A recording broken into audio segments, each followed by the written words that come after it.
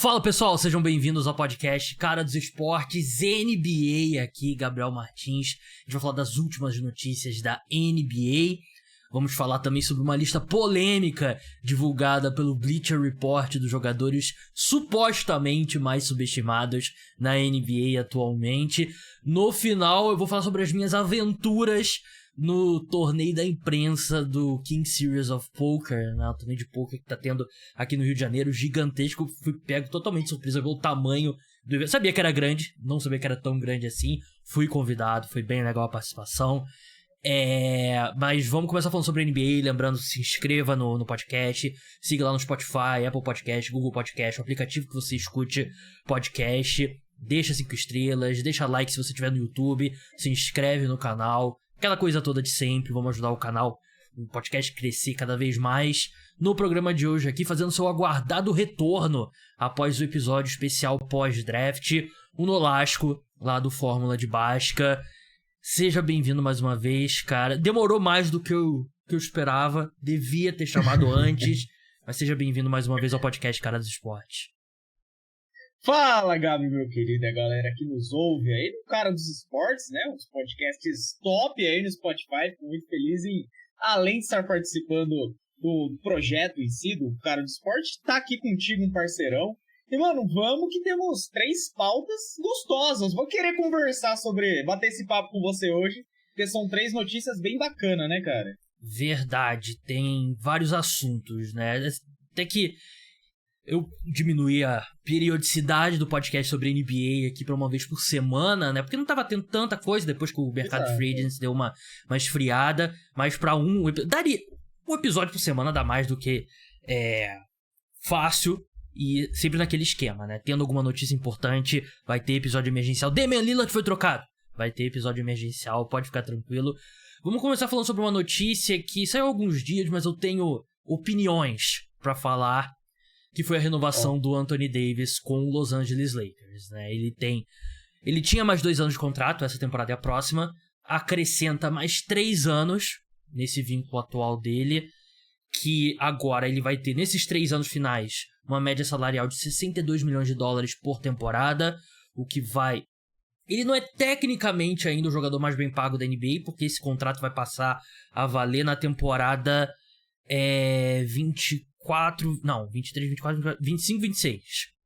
Isso. Mas nesse momento é o maior valor anual que pelo qual qualquer jogador assinou. O Jaylen Brown ocupou essa primeira posição ali por uma semana, alguns dias.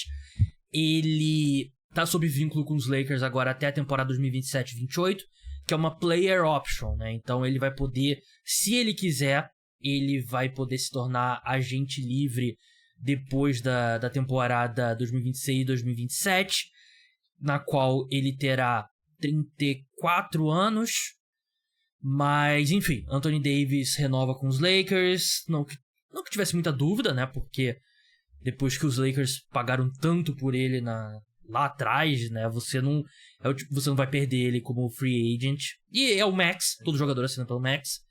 Mas, assim, lógico, a gente sabe que o Anthony Davis não tem sido o cara mais confiável no quesito ficar em quadra, né? Ele não joga mais do que 60 jogos desde a temporada 19 e 20.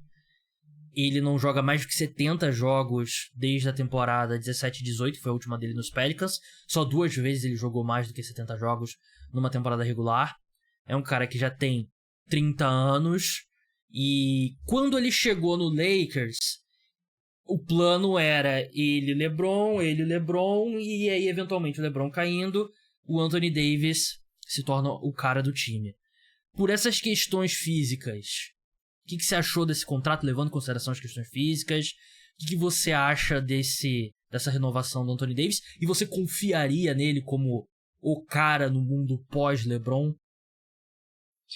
Pô, irmão, cara, você trouxe um ponto ali que é já onde eu começo respondendo aqui, que eu não sei se eu daria esse contrato. Se eu fosse o Pelinka, se eu fosse a nossa querida Buzz, não sei se eu tomaria essa decisão devido ao quê? A ausência, cara. A NBA hoje a gente consegue ver jogadores que pode não ser aquela super estrela, aquele cara excepcional, mas que vale a pena você desembolsar uma grana nele, porque ele está presente, ele está jogando, que é o caso do Mikal Bridges. O cara chegou a jogar 83 jogos na temporada regular, que é 82. Exatamente. Ele tá sempre lá. Bruce Brown, essa galera aí que fisicamente está sempre presente. Então, assim, o caso do nosso querido Anthony Davis, pô, pela bola, pela a qualidade, pela a maneira com que ele... Um dos grandes defensores, pra mim, o melhor defensor de garrafão, cravei aqui, o melhor defensor de garrafão da NBA, ofensivamente é um monstro. Só que, assim, o valor, pela ausência que ele tem bastante, eu já acho que não vale tanto. Eu já acho que foi um pouco precipitado. Eu deixaria... Pô, Gabi, agora já falando o que eu pensaria se o que eu fizesse. Deixaria esse contrato dele chegar no último ano ali, porque ele ainda tem mais um ano e meio, basicamente, desse contrato anterior. Deixaria chegar ali, aí conversava com ele, ver como foi que ele jogou a temporada 23, 24. Pela bola, vale. Agora, pela ausência, aí eu já repensaria, Gabi. Então, é complicado porque os times hoje em dia morrem de medo dos jogadores, né? Porque Sim. O jogador, a qualquer momento, ele pode falar, pô, me troca, né? E aí ferra a vida toda do time. É o valor do Anthony Davis. Você não ia conseguir nenhum desconto, não... Você tá realmente antecipando, você poderia ter esperado mais uma temporada, mas tem esse medo. Tem esse medo. O Anthony Davis é representado pela Clutch, que é provavelmente a agência uma das mais poderosas, né, no mundo da NBA. E o Lakers é um time que tá sempre ali no mercado por estrelas, né? E muitas dessas estrelas são representadas pela Clutch. Então você não quer se indispor, né? É o valor do Anthony Davis. E não era uma opção perder o Anthony Davis. Então, discussão do preço é meio que assim, é o preço, não tem nenhum universo que não seria o maior max do que ele poderia assinar. Dito isso, eu concordo com você, é um risco, né? Porque é um cara que, assim, jogadores que se machucam ali ao longo da década dos 20 anos deles, né? Até chegar aos 30, normalmente não se tornam saudáveis depois dos 30, né? Normalmente... Exato. A tendência é piorar, e ele é um cara que ele chegou a ter uma sequência na última temporada que ele tava voando, na temporada regular, começou a entrar o nome dele na disputa pro MVP, e aí ele se machuca. E é a história da vida dele. Eu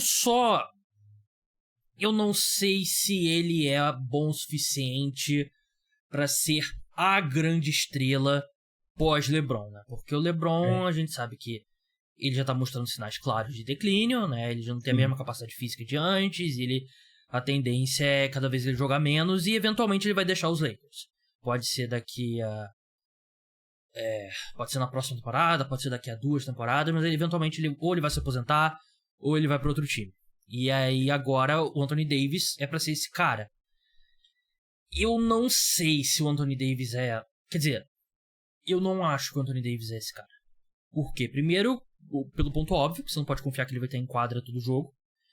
E segundo, que eu acho que hoje na NBA, pra tu ser o melhor jogador num time que briga pelo título de verdade, você tem que ser um playmaker muito melhor do que o Anthony Davis é. O Anthony Davis, claro, ele é um big, né, um cara de garrafão, mas ele não é um cara que inicia muito bem o próprio ataque, né, na hora de criar o próprio arremesso. Por exemplo, o Embiid e o Jokic conseguem fazer isso, né? E são dois caras que acho que, se você considerar o Davis um pivô, que ele é um pivô, né? Ele não é um ala pivô. E esses dois caras estão na frente dele. E isso separa o Anthony Davis desses dois caras. E o jump shot dele também, né? O arremesso dele também é ruim. É inconstante. Teve, por exemplo, na bolha ele arremessou super bem. Não é coincidência que ajudou o Lakers a vencer o título. Mas eu acho que, assim, tudo bem, ele foi a primeira escolha geral, um dos melhores prospectos da história do draft, então a gente tem essa imagem do Anthony Davis, mas eu acho que se o Anthony Davis é o seu melhor jogador, eu não acho que você tá na melhor das posições. Claro, ele ainda é um dos 10, 12, 15 melhores jogadores da NBA, quando saudável, com certeza, mas eu não vejo muitos caminhos pra... Claro, se você pode formar um time perfeito, né? Dizer mais estrelas e tal, assim, mas o que a gente tem visto na NBA hoje, né? E com a flexibilidade menor no salário, e você vai ter que montar times ali basicamente com 2 estrelas e acertar muito nos outros jogadores, eu não acho que o Anthony Davis é esse cara. É um bom ponto. É um bom ponto. Ainda mais um time da magnitude dos Lakers, né? Que, pô, o Lakers é uma marca além do basquete. Se você olha o logo do Lakers, você sabe, pô, um baita time, enfim, um time esportivo. Então, eu entendo isso que você tá querendo dizer. Eu até concordo com isso, que talvez ele não tenha o peso mesmo de ser o cara, o dono do Lakers ali, como o LeBron vem sendo desde 2018, que ele chegou junto com o Anthony Davis. Não, o Anthony Davis chegou uma depois, mas enfim, desde que eles estão juntos ali, o LeBron vem sendo essa estrela, e óbvio, tendo o LeBron no time, pode ter o Ja Morant do lado, que o LeBron vai ser a estrela. LeBron, Curry, hoje são os principais caras do basquete ali, mas o Anthony Davis, na temporada passada, ele teve uma das suas principais temporadas no quesito ponto, né? Teve 25,9 pontos de média, então é uma pontuação de respeito, é um cara que você tem ali como um dos principais pontuadores da NBA. Nos rebotes, ele teve a sua melhor temporada da história, 12,5 rebotes de média, porém, tem o lado que você disse antes, né, meu irmão? Ele jogou 56 jogos, de uma temporada de 82, mais playoffs, então isso é nesse ponto que eu já repenso se valeu a pena essa renovação gigantesca, essa renovação que é a maior da história da NBA, simplesmente. Então, ela acabou ultrapassando a do Jaylen Brown, que durou uma semaninha ali, mas o AD, concordo com você, cara, não sei se ele consegue ser essa cara do Los Angeles Lakers. Olhar pra Lakers e lembrar do AD sendo a principal referência, eu acho que pode pecar um pouco nesse quesito também. E é só olhar pro desempenho dele nos playoffs, né? Não é o desempenho que você quer da sua maior estrela, né? Porque ele, defensivamente, ele foi brilhante nos playoffs, né? E foi o melhor defensor dos playoffs, protetor de aro absurdo, um cara que tem mobilidade também quando troca ali, marcar uns caras menores. Só que ofensivamente ele tinha jogo de, sei lá, 3 de 18 de arremessos e tinha jogo de 35 pontos, né? Ele oscilava muito, né? E você precisa demais do seu jogador número 1. Último ponto sobre o Anthony Davis, e é uma hot take, a quem diria. Bora. E eu já compartilhei aqui no podcast, eu quero a sua opinião, Nolasco. O Anthony Davis, uma das melhores primeiras escolhas gerais, assim, em termos de prospecto, na história da NBA. Acho que é, tipo, ele, LeBron... Acho que o LeBron é o número 1. Aí depois eu acho que tem um grupo ali com o Wembanyama, com o Anthony Davis, com o Kareem Abdul-Jabbar. É esse tipo de patamar que a gente tá falando dele como prospecto saindo da Universidade de Kentucky. Foi campeão universitário, foi o melhor jogador, enfim, tudo que ele podia ter conquistado na universidade ele conquistou. Foi medalha de ouro com a seleção dos Estados Unidos em 2012, né? Foi o ano que ele foi draftado, né? Então, enfim, tem tudo que você podia ter de hype de um prospecto, o Anthony Davis tinha. Se você simula a carreira do Anthony Davis de 2012 para 2023, você simula ela num computador, eu acho que a gente não tá numa das melhores versões do que ele poderia ter sido. E eu diria que ele tá na metade de baixo. Porque a melhor versão, eu acho que tinha uma versão do Anthony Davis, que é um cara que seria MVP, que seria mais durável do que ele foi, que teria... Tudo bem, ele tem um título. Eu não sou daqueles que, foi o título da bolha, não conta. Não, conta e conta pra caramba, e ele foi importante pra caramba. Os Lakers não venceriam sem ele.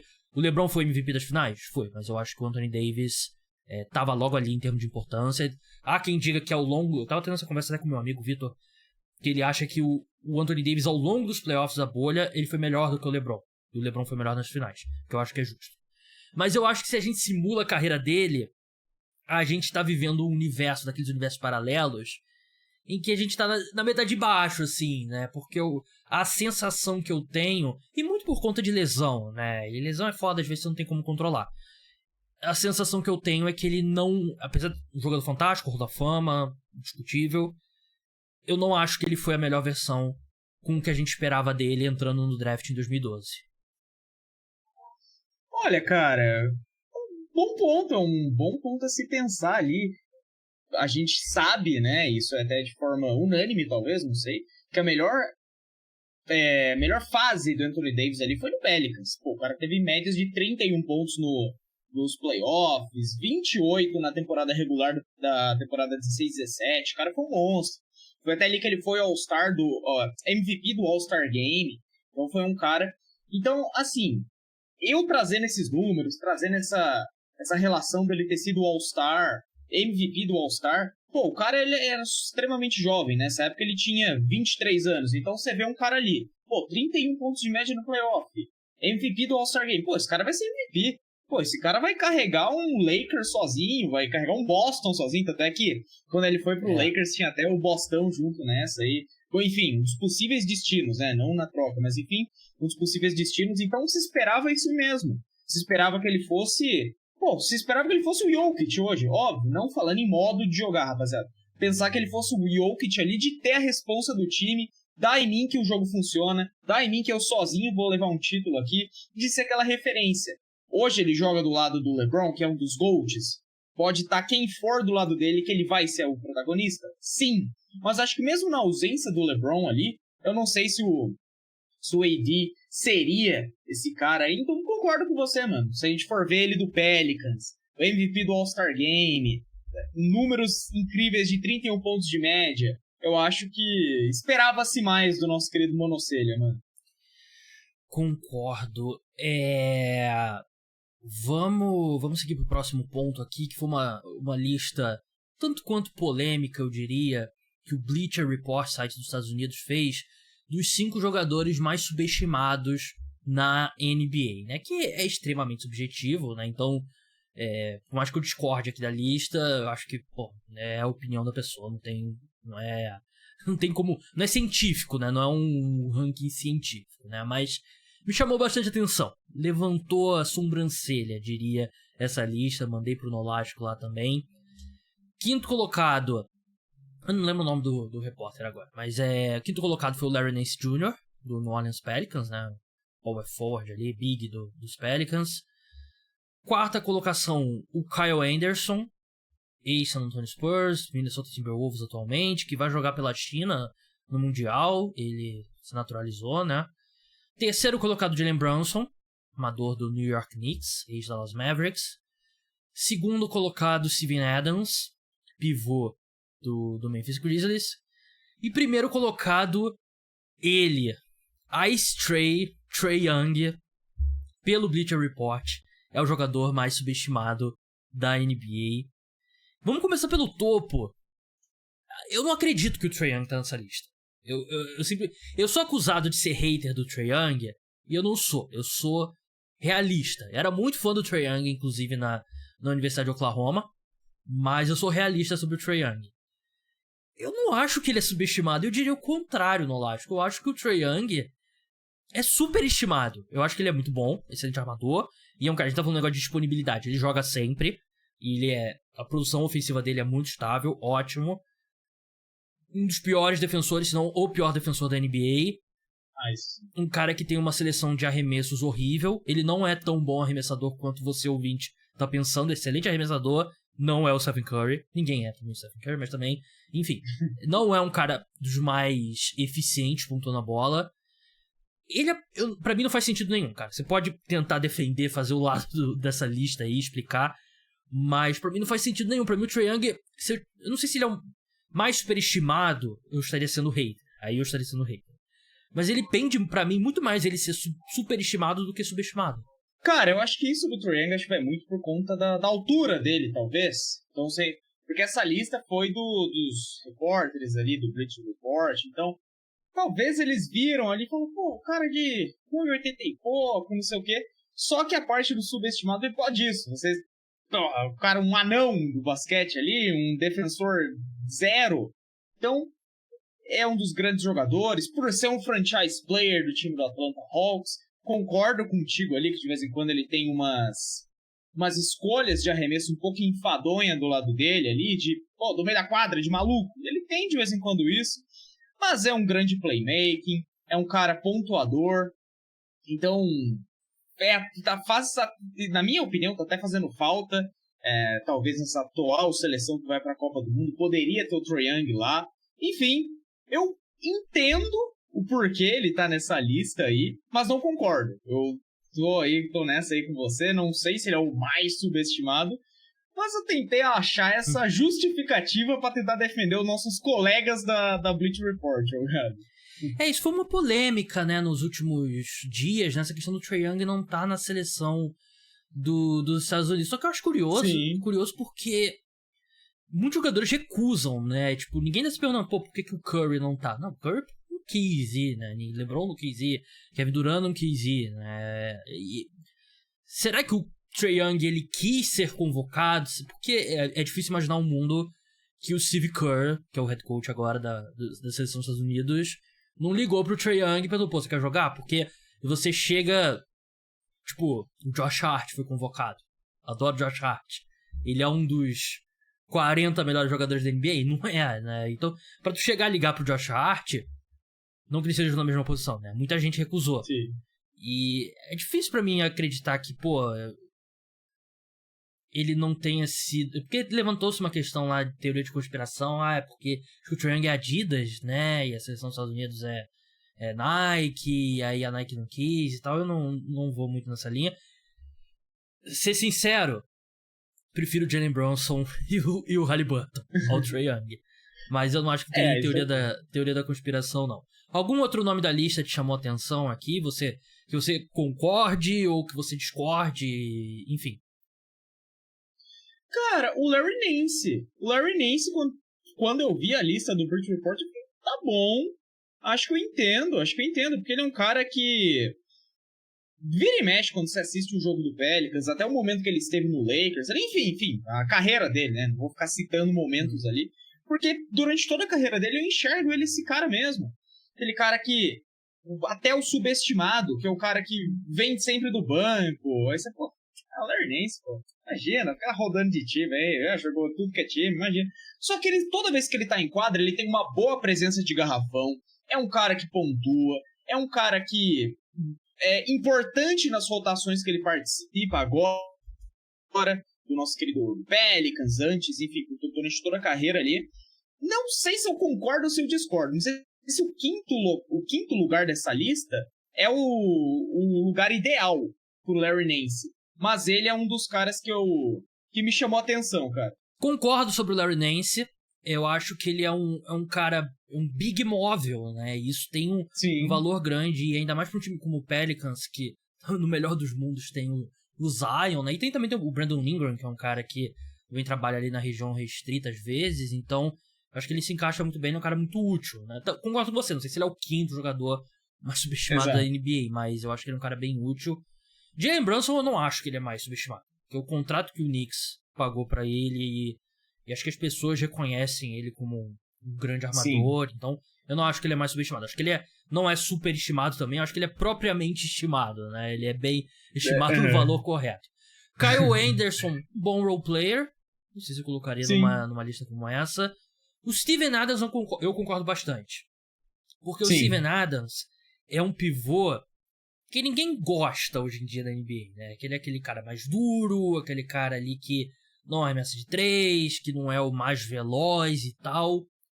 Mas todo time joga melhor com ele em quadra do que ele fora de quadra, né? E a gente viu como o time dos Grizzlies sofreu sem o Steven Adams na última temporada, depois que ele se machucou, né? E o ataque dos Grizzlies na meia quadra é mediano para baixo.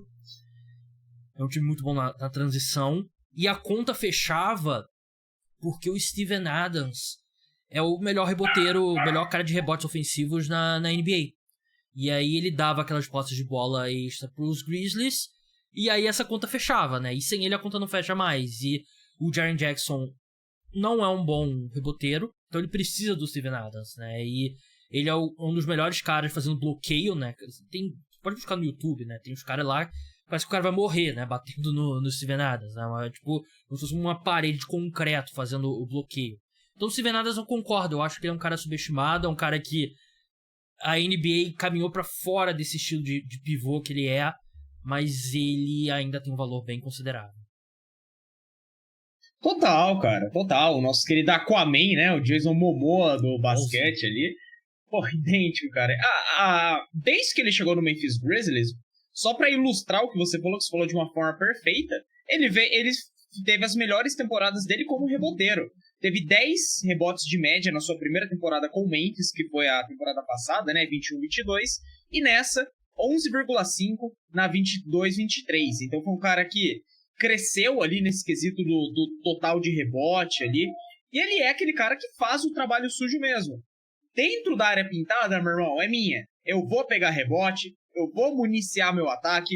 E ele é aquele pivô facilitador, né, o Gabi? Aquele cara que vai pegar rebote, vai achar um bom companheiro ali com um bom arremesso, enfim, para refazer a jogada a jogada que está sendo praticada no momento ali. Então, o Steven Adams, eu concordo, tá nessa lista também. Não sei se o segundo, mas concordo. Se a gente for até discutir, eu acho que ele é mais subestimado que o Trae Young. Concordo.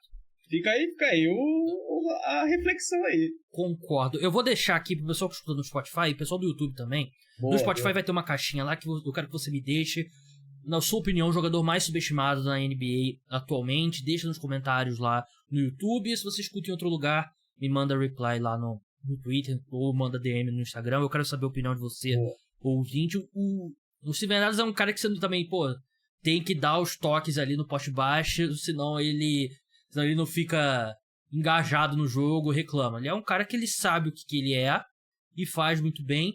E ele é um pouco mais novo do que a maioria das pessoas pensam, né? Porque ele tem essa cara já há muito tempo, né? Tem a barba, né? Grande desde o do início. Ele completou 30 anos no dia 20 de julho. Então, eu acho que muita gente pode pensar, Steven Adams tem 36 anos, né? Ele é um famoso falso velho. Mas te vem algum jogador à mente, assim, em termos de jogador subestimado no Lasco? Porque eu fiz um vídeo sobre isso recentemente. Recentemente não, já tem uns 6 meses. E acho que já tem alguns nomes aqui que eu discordo de mim mesmo. Mas pensa aí enquanto eu falo a minha lista, que eu postei lá no TikTok. Eu botei o Bobby Portis, que é um cara que, por ele ser sexto homem ali vindo do banco, eu acho que ele tem muito estigma também de ser um meio cara folclórico, né? Tipo o Davidson, né? Que é um bom jogador. Eu odeio ele porque eu torço pro Flamengo, mas é um bom jogador. Tem uns olhos lá e tal. Foi uma escolha alta de draft que não correspondeu, mas eu acho que é um cara muito útil. Tem uma métrica muito boa, que é média de rebotes por minuto, que ele é sempre um dos melhores, né? Então, enquanto ele tá em quadra, é um dos caras que mais pega rebote. Luka Kennard, outro cara que eu não gosto também, porque eu torço pros Pistons. Os Pistons passaram um monte de jogador bom pra selecionar ele, mas ele é um dos melhores arremessadores da NBA. E isso, por si só, já tem um valor muito grande na NBA. O Aaron Gordon, depois do título, eu não acho mais que ele é subestimado, porque acho que as pessoas reconhecem o valor dele. É outro cara que, por ter sido uma escolha alta de draft, as pessoas têm uma expectativa maior, mas ele é o role player perfeito pra jogar ao lado do Jokic. O Jrue Holiday já foi mais subestimado. Hoje em dia, acho que menos, mas acho que ninguém na NBA defende armador e alarmador melhor do que ele atualmente. O Jrue Holiday. E o Darius Garland. Eu adoro o Darius Garland, excelente armador. E eu acho que com a sombra do Donovan Mitchell, o próprio Evan Mobley também, né, que a gente vê como o futuro franchise player do Cavaliers, acho que às vezes o Darius Garland fica um pouco na sombra. E na sua opinião, qual é o cara que te vem à mente assim como subestimado? Cara, eu pensei em 3. Jarrett Allen. Eu acho ele um pouco subestimado. Ele vem dos playoffs bem ruim, né? Isso atrapalha.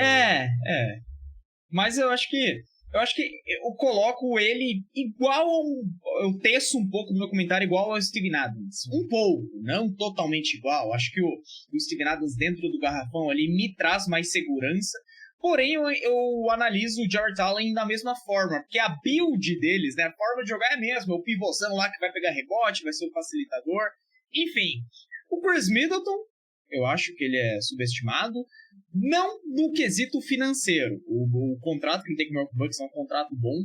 mas acho na mídia mesmo, a gente trocar uma ideia aqui pra galera que gosta de basquete, nos podcasts que a gente ouve, enfim, direto a gente entra nessa. Pô, mas o Chris Middleton, não sei não, então o Chris Middleton e por último ali o Robertão, pô. Robertão do meu Bostão, o Robert Williams, acho ele bastante subestimado ali. Eu pensei em falar Gabi, mas eu já ia me arrepender logo em seguida. Okay. O Jordan Clarkson, mas eu pensei, não, meu peladeiro, não, meu vai ficar na minha. Então eu ia falar dele, mas ele não entra na minha lista. Eu gosto do Jordan Clarkson, ele realmente tem acho que ele tem um pouco de estigma, né, também. Então, de repente, é a definição, né, de subestimado, mas eu acho que ele é um excelente pontuador. Concordo com os nomes que você falou. O Jared Allen realmente, né, porque a gente se pega muito na última impressão que o jogador deixa, né, mas ele era um excelente pivô, né, e, assim, os Nets deram ele de graça na troca sim. E foi um excelente pro Cleveland Cavaliers, mas um excelente pivô. E o Middleton, a questão é que ele tem mostrado um pouco de declínio, né, mas isso sim. Acho que se ele conseguir voltar ao que ele era, realmente, eu acho que é um cara subestimado. Última notícia aqui antes de eu me... Aliás, tem duas notícias que eu quero falar. Uma é só citar rapidinho, que saiu até um pouco antes da gente começar a gravar e eu consegui confirmar na minha apuração. Tô abrindo aqui o Twitter porque eu quero dar o crédito. Foi o Diegão. Eu tô vendo aqui o retweet do Jumper, né? O Diegão M25.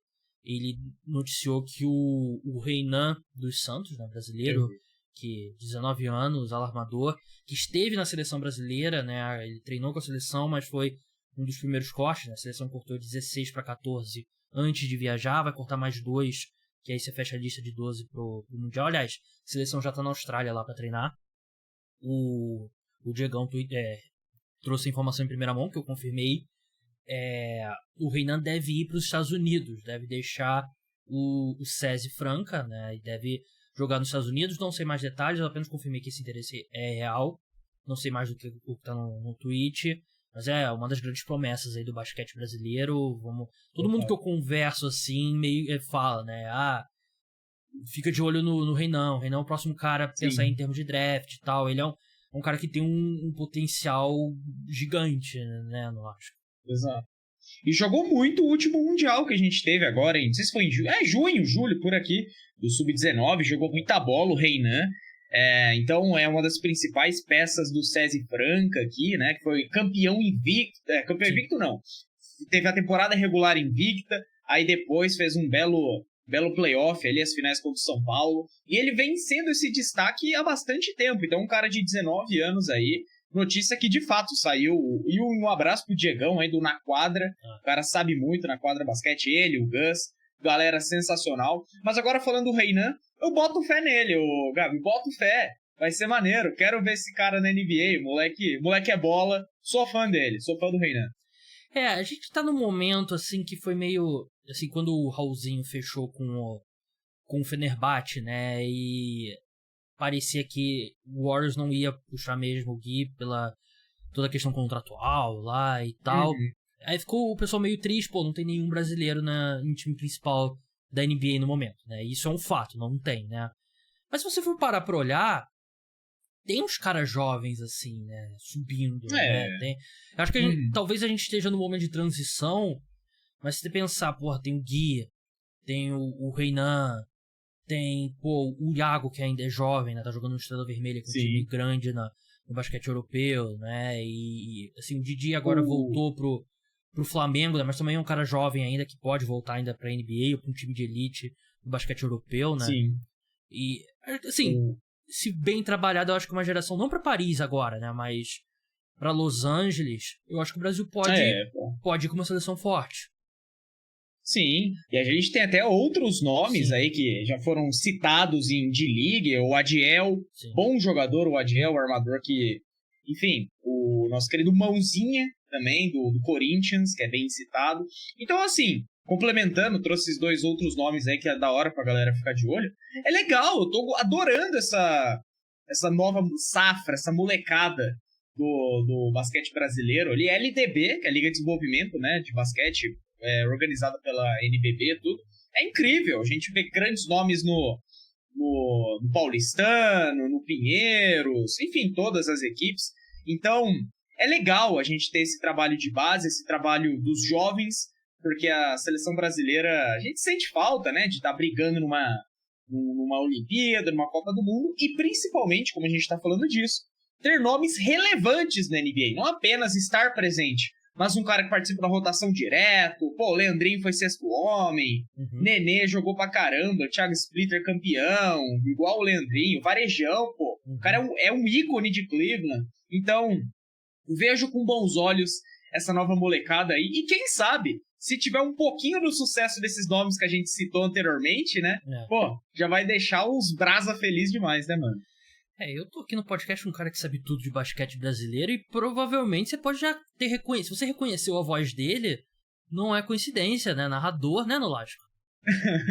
Pô. Narrei LDB, faço o Game Day lá no Live Basketball com as narrações também. Agora o canal do Fórmula, a gente vai transmitir os jogos do Mogi Basquete. Teve Mogi e Paulistano na última segunda-feira, eu narrei o Mogi, então... Tamo dentro, Gabi. Tamo dentro aí. Você percebeu pela dicção perfeita dele que inclusive, não sei se eu deveria convidar ele com tanta frequência, porque a minha dicção perto da dicção do Nolasco, eu fico parecendo, eu sou tirado pra merda no meu próprio podcast, né? Não tem jeito, maluco? né? Mas o cara, eu tenho que melhorar a minha dicção, e o Nolasco, cara técnico perfeito. Vamos falar sobre o Phoenix Suns pra encerrar, porque... Bora, meu irmão. O Phoenix Suns anunciou 2 nomes serão eternizados ali no Ring of Honor, né? Que é aqueles números ali na arena, né? Eu não vi agora. Agora eu tô em dúvida se os números serão aposentados ou só o nome do jogador que vai ali. Os números. Os números também. Os números serão aposentados também. Isso, tô vendo aqui. O número 31 do Shawn Marion, ala, né? E o Amari Stoudemire, número 32. Os dois que foram peças importantíssimas naquele time do Phoenix Suns dos anos 2000. E um time que bateu na trave algumas vezes, um grande time. Um time que revolucionou o basquete. Acho que se tivesse conquistado um título, se no Steve Nash não sofre aquela falta suja, né, contra o San Antonio Spurs, o time poderia ter sido campeão, e é um time que acho que seria muito mais lembrado como um dos grandes times da história da NBA. Mas é um time que revolucionou, né, aquele famoso 7 seconds or less, né, que hoje em dia todo time acelera o ritmo, arremessa o maior número de vezes possível. O Phoenix Suns já fazia isso lá em 2006, 2007. E esses dois, assim, acho que abaixo do Steve Nash, foram os dois principais nomes, né? O Amari Stoudemire e o Shawn Marion. E o Stoudemire, começando por ele, 6 vezes All-Star, 5 vezes All-NBA, foi Rookie of the Year em 2003. E ele é um cara que a pena foi que os joelhos dele não aguentaram, né? Porque quando ele estava saudável, ele era um power forward / center ali dos mais dominantes. Ah, com certeza. O Amari Stoudemire ali. O Shawn... A gente fala do Shawn Marion, mas o Stoudemire, cara, ele foi um ótimo jogador ali, é evidente, né? Tá tendo o número aposentado, é evidente que ele foi um ótimo jogador ali. Mas agora falando de mim, Leonardo, eu lembro mais dele do Knicks. Sim. Jogando com o Carmelo, ali foi onde eu o conheci. Mas após esse Knicks, eu fui estudar o que foi o Amari Stoudemire jogando no Phoenix Suns. Então ele foi o pivô daquele time incrível do Running Gun, pô. Running Gun com o Leandrinho, que foi o sexto homem naquela época, o Shawn Marion, Steve Nash, como você bem disse. E ele foi um cara dominante na NBA ali. Ele jogou os 82 jogos da temporada 6 e 7, 2006, 2007, da temporada 2009, 2010. Foi um cara bastante presente e com médias. Se a gente for trazer a média de toda a passagem dele pelo Phoenix Suns, teve média de 21 pontos. Então foi um cara que se mostrou presente quando necessário. Então eu acho que essa aposentadoria dele com a equipe lá do Arizona é muito por conta da história que ele teve junto à equipe, com uma equipe lendária, uma equipe extremamente icônica, e ser um time que é um pouco carente disso nessa época. Porque essa época da metade dos anos 2000 até 2000, até agora, praticamente, foi um time que não tinha muita perspectiva. Então, depois do run and gun, o Phoenix Suns ficou um pouco perdido ali em procurar ídolo, enfim, em estar presente num cenário grande da NBA. Então, eu concordo, Amar'e Stoudemire é uma das grandes estrelas da história do Phoenix Suns ali, um cara maravilhoso, mas, agora falando de Leonardo, eu lembro mais dele nos Knicks do que no Suns, pra ser sincero. Foi um dos primeiros times que eu lembro, assim, de acompanhar da NBA, foi esse time do Suns, né, porque eu gostava muito do Steve Nash. Pelo fato do Steve Nash, torci pro Tottenham, né? Eu torço pro Tottenham também, então sou muito fã do Steve Nash. Não como treinador, né? O treinador ele foi uma merda, mas como jogador incrível, né? Fazer um jogo ele e o Stoudemire, o jogo deles ali de pick and roll, a química dos dois era incrível. Sobre o Shawn Marion, o cara foi um excelente defensor, 4 vezes All-Star, foi 2 vezes terceiro time All-NBA. Ele foi campeão, assim, muita gente lembra dele com o Dallas Mavericks, né? Que ele foi uma parte importante daquele time do Dallas Mavericks que venceu o título em 2011, né? Contra aquele Miami Heat, primeiro ano do Big Three. Também um excelente jogador e muito merecido ele ter o número aposentado pelo Phoenix Suns. Total, cara, total. A primeira lembrança que eu tenho do Shawn Marion é o arremesso extremamente icônico dele, né? Porra, lendário, nosso querido Shawn Marion ali. Assim, né? Meio... então, pô, mó bonitinho. Nosso querido ovelha, né? O Shawn Marion, maravilhoso. Então, cara, ele... Tanto é que ele teve uma passagem de uma temporada naquele Cleveland Cavaliers com o LeBron também. Então, um cara bastante lembrado, mas... Falando dele no Phoenix, você também lembrou extremamente bem dele ser campeão em 2011 com Dallas, mas a passagem dele no Phoenix Suns, que a qual estamos nos referindo, que ele teve a camisa dele aposentada, a camisa número 31, válido, cara, válido. E eu volto ao argumento que eu utilizei no Stoudemire. Devido ao Phoenix Suns ter um time lendário naquela época, foi campeão? Não foi campeão, mas foi um time que, pô, revolucionou o jeito de... Você até falou isso, revolucionou o jeito de jogar com o run and gun, pegou, já joga, né, ponto, bora! Um jogo habilidoso, um jogo ágil, melhor dizendo. Então ele foi um dos grandes alas da NBA na época e extremamente importante nesse Phoenix Suns aí, um cara icônico pra franquia, até pra NBA de forma geral. Então, concordo com ambos, mas eu acho que eles estão tendo a camisa aposentada por ser o Suns. Se fosse um Bostão, um Lakers, um Miami Heat até, eu não sei se teria por conta de um time icônico. Mas, não tirando o Phoenix Suns pra merda. Alô, galera do Phoenix Suns, tô só, né, refletindo grande aqui no Brasil, hein? Melhor eu me ater, melhor terminar meu comentário agora aqui. Mas, brincadeiras à parte, sou fã do Devin Booker, adoro o Phoenix Suns, mas acredito que seja por isso, cara. É um time tão... Tá ligado? Recentemente tá um pouco carente de ter grandes ídolos ali. Mas eu concordo com ambos. Vale a pena aposentar a camisa dos Bravos. Só pra passar alguns dos nomes daquele time, né? Eu já citei Steve Nash, Stoudemire e o Shawn Marion. Tinha o Boris Diaw também, né? Que depois jogaria pelo San Antonio Spurs. Tinha o Leandrinho, como o Nolasco falou. Tinha o Raja Bell também. Era um time muito legal. E foi um time pioneiro mesmo, né? Acho que não vai ser reconhecido como tal porque não conquistou o título, mas foi um time que realmente revolucionou o basquete. Mike D'Antoni era o head coach, né? Que seria depois o head coach do Knicks, né? Foi o head coach do Knicks e depois do Houston Rockets e um cara importantíssimo aí na história. Foi do Lakers também, né? Tô vendo aqui, tinha apagado totalmente na minha memória que ele tinha passado pelo Lakers, mas é verdade. Mas, Nolasco, muito obrigado pela sua participação. Vou me despedir de você antes de contar minhas peripécias no torneio de poker lá da KSOP, torneio da imprensa. Quero ouvir. Brigadão pela participação. Como é que o pessoal acompanha o seu trabalho lá, seja Fórmula de Basca, no Live Basketball, como é que é? Cara, no Fórmula de Basca, me sigam lá. Tá ligado a Fórmula de Báscara? Poucos aprenderam, tanto é que eu não. No Instagram, você clica lá, @Fórmula de Basca, a gente com notícias atualizadas da NBA. O canal do YouTube, a gente começou um investimento essa semana, então 4 vídeos por semana fazendo react, trazendo notícias e as transmissões dos jogos do Mogi Basquete no ginásio, no Hugão aqui. Então, como eu sou da cidade, é um canal clubista, quando se refere ao basquete nacional, ok?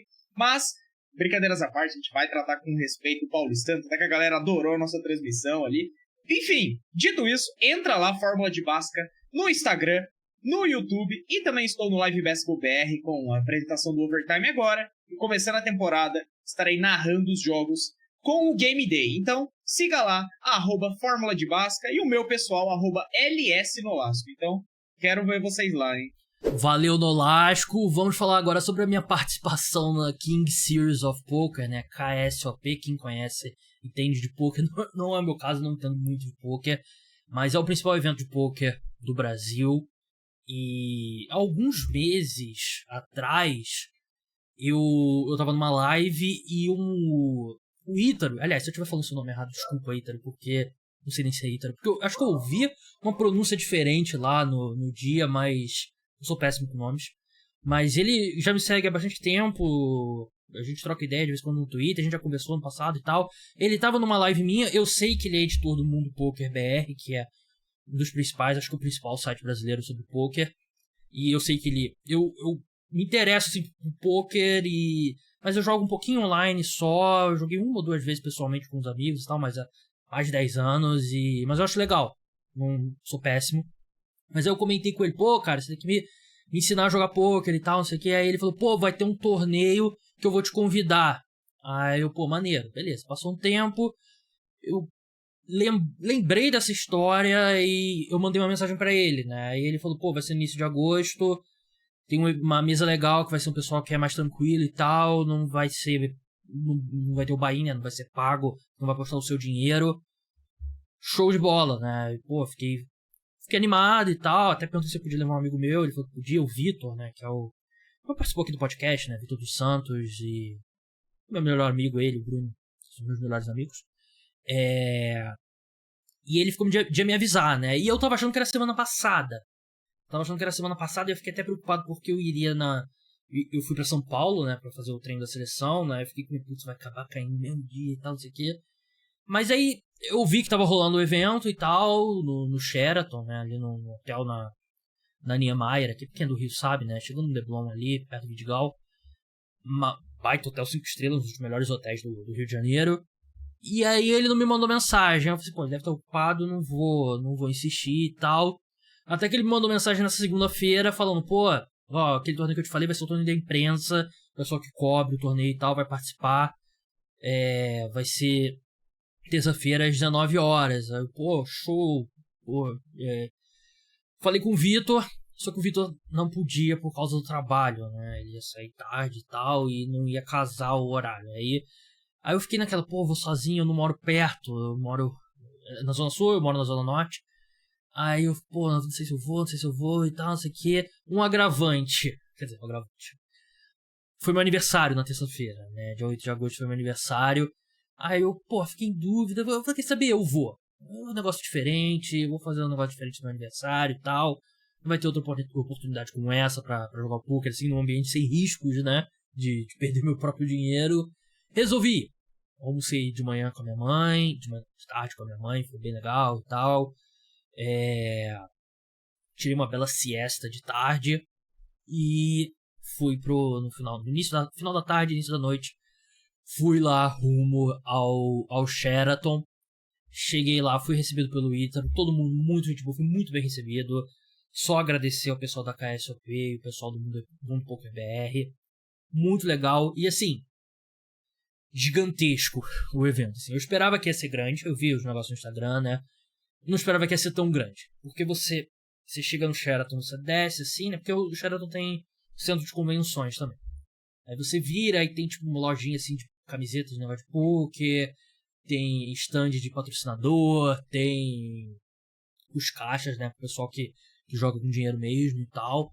Aí você vai entrando, aí você chega numa sala que tem tipo, sei lá, umas 20 mesas de poker. E todas com dealer profissional e tal, porra, alto nível. Caramba, porra, muito grande, mais alto que eu esperava e tal, não sei o que. Aí você segue, o Ítalo me encontrou, pô, e aí, tal, não sei o que, vamos ver o resto do evento. Aí quando ele me leva, tem uma outra sala, né, uma sala de evento, onde eram as convocações da seleção brasileira, inclusive, antes da seleção brasileira ter a seleção brasileira de basquete. De basquete não, desculpa. CBF.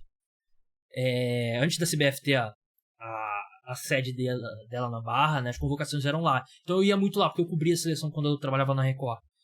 Uma sala gigantesca, e, sem sacanagem, devia ter o quê? Uns 40, 50 mesas. E a maioria delas com 8, 9 jogadores. É um bagulho bizarro, devia ter umas 500 pessoas jogando pouco. E, sei lá, talvez, acho que cabe uma quadra de basquete dentro daquela sala, talvez, acho que é um pouco de exagero, mas muito grande, muita gente mesmo.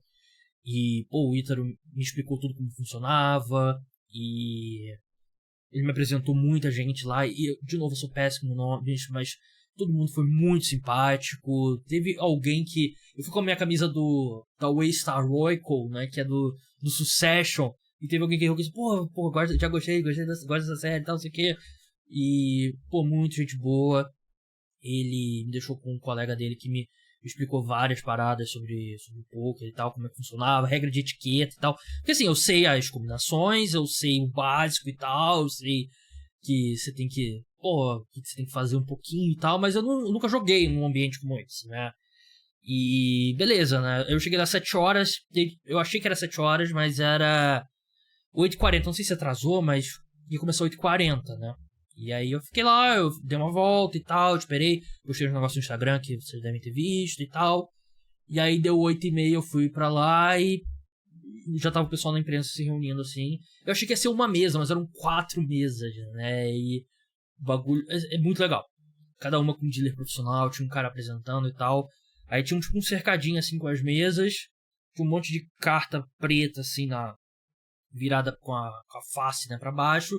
Você tinha que pegar uma que ia dizer qual mesa e qual lugar que você ia sentar, né? Aí eu peguei e tal, fui pra minha mesa, e aí chegou a dealer lá, pá, começa, né? E eu falei, pô, não sei muito e tal, e a dealer todo momento, e quando trocou de dealer, trocou acho que 3 vezes de dealer. Todos muito, pô, tem que apostar tanto aqui agora, você é o Big Blind, você é o Small Blind. Essas paradas de Big Blind, Small Blind, eu me enrolei a noite toda. E, pô, o cara que tava do meu lado e a mulher que tava do meu lado, muito simpáticos, me ajudaram. Pô, não, você tem que apostar aqui agora. Não, agora tem que mostrar a carta, não sei o quê. A experiência foi muito boa. Todas as pessoas que eu tive contato, excepcionais. Se você estiver escutando, assistindo, e você foi uma delas, muito obrigado. Começou o jogo. Primeiro problema. E foi uma parada idiota. E é uma parada que, assim, eu não posso dizer que eu fui pego de surpresa, porque eu pensei nisso antes do Wii. E acabei optando por não levar. Eu fui sorteado, como eu falei. Eu tava na ponta da mesa, né? Tipo, a mesa do poker é um retângulo, né? Mais ou menos, não. Ela é arredondada nas pontas. Eu tava aqui. E não sei se quem conhece, né? É Texas Hold'em, né? Então são as 5 cartas ali no meio da mesa. Eu simplesmente tava tendo dificuldade pra enxergar as cartas que estavam no meio da mesa. Porque vocês estão vendo aqui, quem tá assistindo no YouTube, eu uso óculos. Mas assim, eu comecei a usar óculos durante a pandemia. Quando fui renovar minha habilitação, eu sabia que eu não tava enxergando bem. Eu sabia que quando eu tirei a minha habilitação, eu passei por muito pouco, eu tirei minha habilitação há muito tempo. Aí eu falei assim, pô, antes de eu ser reprovado no exame de vista, vou consultar com o oftalmologista, vou fazer, fiz isso e tal. Eu tenho 4 graus e meio, eu acho. Acho que é astigmatismo que eu tenho, não sei. Sei que a médica que me atendeu falou assim, porra, como que você enxergava antes disso, né? Pra vocês verem o nível. Só que eu costumo usar óculos só pra trabalhar. Não uso em outras situações. Eu não dirijo, não tenho carro e eu só uso pra trabalhar. Ou quando eu tô vendo o jogo na TV e é meu trabalho ver jogo na TV, então conta como trabalho. Eu não saio de óculos. E eu pensei antes, pô, será que eu devo levar o óculos? Decidi não levar. Maior erro da minha vida, porque eu tava tendo dificuldade pra enxergar as cartas. Eu conseguia, mas eu tinha que ficar ali e tal, não sei o que, me esforçando. E aí era porra, muito idiota, é uma merda ficar velho. Mas beleza, dava, tinha que me esforçar, mas dava. Começou o torneiozinho lá, né, e uma coisa que eu perguntei pra algumas pessoas, né, que jogam poker, recebi várias dicas valiosas, li também na internet, joguei online furiosamente de segunda pra terça. Mandar um abraço pro Thiago e pro José Carlos, que me ajudaram bastante, apoiadores que me ajudaram bastante. Todo mundo falou, tenha paciência, só vai na boa. Beleza. Sair de umas 10 mãos seguidas, né? Sem apostar só os small blind, big blind e tal, não sei o que. Eu tava percebendo, porra, será que eu vou sair sem apostar nenhuma, né? Eu fui e tal, não sei o que. Pianinho, o pessoal que tava do meu lado, pô, faz isso aqui e tal, não sei o que. Tipo, em questão de, quando que é pra apostar, quando que é não sei o que. O dealer me ajudando, a dealer me ajudando. Até que teve um momento que eu vim com pocket sixes, né? Que é, eu vim com uma dupla de 6 nas minhas 2 cartas. E quando abriu as 3 primeiras cartas, né? Porque não sabe, você abre primeiro as 3 cartas e tem o rodada lá de apostas, depois abre a 4ª carta, depois abre a 5ª carta. E quem tiver a melhor combinação das 2 cartas dele com as cartas da mesa ganha.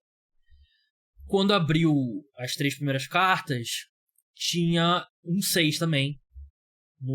Acho que é flop, né? Que fala. Então eu tinha uma trinca de 6. Aí eu fiquei, vou entrar nessa aposta, né? Então cobri ali a primeira rodada. E na segunda formou um par na mesa, não lembro par de quê.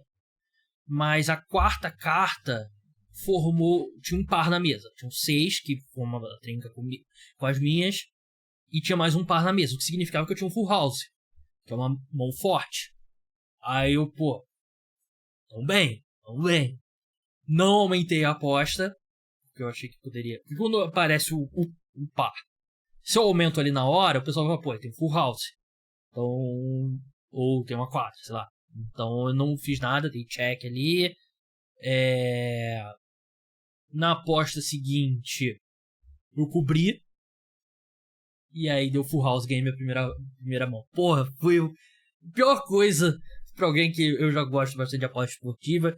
Pior coisa pro apostador é você ganhar. Porque aí, vício e tal. O pessoal, sei que, cumprimentou, parabéns e tal, primeira mão e tal, fiquei muito feliz, porque minhas fichas estavam acabando, né, aí aumentou ali minhas fichas.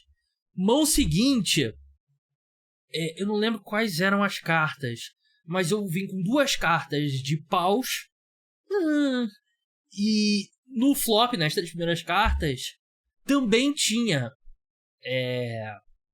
paus. Aí eu falei assim, mais uma eu tenho um flush, né? São 5 cartas do mesmo naipe, que também é uma mão muito forte. E veio a carta, eu igualei, aí na última aumentei, o cara igualou. Pum, flush, ganhei 2 mãos seguidas. Porra, que maluco, assim, tentei me conter, né? Pra não envergonhar meu amigo Ítalo. Mas, fiquei muito feliz. E aí eu tava com, eu era uma das pessoas com mais fichas, assim, na minha mesa. E aí eu tava bem. Aí eu comecei a ser um pouco mais agressivo, até quebrou o gelo um pouco. E quando eu vi de 4 mesas, só tinham 2 mesas. E eu já tava mais de 1 hora. Eu falei assim, tô indo, né? Tô indo. Eu ganhei. Teve mais uma mão lá que eu aumentei e o cara deu. O cara saiu, né? Deu fold, né? E o pessoal queria saber a carta que eu tinha. Não falei. Só botei assim e tal. E tava indo, né? Tava indo. Só que a questão era. Eu achei que começava às 7 horas. Como era meu aniversário, eu primeiro chamei o Vitor pra ir no torneio, ele não podia ir. Ele saía às 10 horas. Aí meu outro... Eu, o Vitor e o Bruno, 3 melhores amigos. Chamei alguns outros amigos pra gente se encontrar no Cervantes, depois que eu saísse do torneio. Cervantes é um restaurante de Copacabana muito famoso, sanduíche absurdo de pernil, fantástico, recomendo. Instituição do Rio de Janeiro. E eu tinha marcado com ele falando que eu ia sair 10 horas. Só que eu já tava 9h45 e ainda tinha torneio pela frente. E eu não podia furar com os meus amigos, né? E aí eu fui, porra. Aí eu perguntei nisso, já tinha saído algumas pessoas da minha mesa, né? Mas a mulher que tava do meu lado, ela ainda tava, né? E aí eu perguntei, 10 horas eu tenho que ir embora. Qual que é a etiqueta aqui no caso? Aí ela falou, dá all-in aí pra se livrar das suas fichas, né? Beleza. Veio a mão. Eu não quis. Acho que não foi logo na primeira mão que eu não quis. Porque se ela me fala pra eu dar all-in, não importa o que. Eu dou all-in, ela ia cobrir porque ela ia saber que eu tinha alguma coisa. Mas eu esperei um pouco, aí na outra mão eu dei all-in. Ganhei a mão. Eu ganhei a mão. Todo mundo ficou zoando, não sei o que, né? Aí eu falei assim, porra, eu dei all-in porque eu tenho que sair e tal, não sei o que, já deu meia hora. Aí, beleza, não, aí veio a outra mão, pensou, não, dá all-in, não sei o que, né? Ganhei de novo. Ganhei de novo. Aí a pessoa, pô, não é possível e tal, não sei o que. Aí eu joguei mais uma mão normal, assim e tal. Aí na outra eu dei all-in de novo. E aí eu perdi. Só que o cara tinha menos ficha do que eu, né? Porque o outro cara deu all-in também. Não lembro o nome de ninguém, desculpa, pessoal. Aí voltou ficha pra mim, voltou bastante ficha pra mim. Pô, eu tinha que ir, já era mais de 10 horas. Eu tinha marcado 10 horas. Eu tinha, falei que eu ia sair 10 horas lá do Sheraton. Aí o pessoal tem que ir embora e tal, não sei o que. Eu não sei o que foi feito das minhas fichas, me despedi do pessoal e fui. E assim, eu sei que se eu tivesse... Pô, você podia ter sido campeão? Acho que não. Porque o pessoal tava jogando muito de boa, conversando, brincando e tal. O pessoal tava vendo o jogo e tal. Mas eu sabia que... Tipo, que tinha um prêmio pro campeão, né? Troféu e tal. E acho que tinha prêmio de dinheiro também. Não sei, não tenho certeza. Mas... Na hora que tivesse, tipo, mesa final... O pessoal ia apertar e aí eu ia perder, né? Não tem como, né? Não sou bom. Mas foi uma experiência muito legal. Fico feliz que eu fui, né? Porque é um baita clichê nessas questões, mas é verdade. Você se arrepende mais das coisas que você não fez do que as coisas que você fez. E foi uma baita experiência e foi, pô, um ótimo dia de aniversário. Almocei com a minha mãe, fiz um negócio diferente, depois comi um sanduíche lá, fantástico com meus amigos, conversando, contei as histórias e ficou, pô, amo o Bruno e o Vitor, 2 irmãos pra mim. Foi de última hora também que eu marquei, teve outros amigos que eu chamei que não puderam ir, também tava chovendo e tal, mas foi muito legal o dia, foi muito legal o torneio. Vai ter outra etapa da KSOP no Rio em janeiro, e eu pedi pro Ítalo, e tô refazendo aqui meu pedido, me chame, porque eu vou treinar muito nos próximos meses, e vou brigar pelo título no torneio da imprensa na próxima edição. Provavelmente não, porque eu sou muito mais experiente do que eu, mas gostei muito da experiência e, assim, foi legal. É um evento muito legal. Se você gosta de poker, dá uma ida lá. Eu sei que...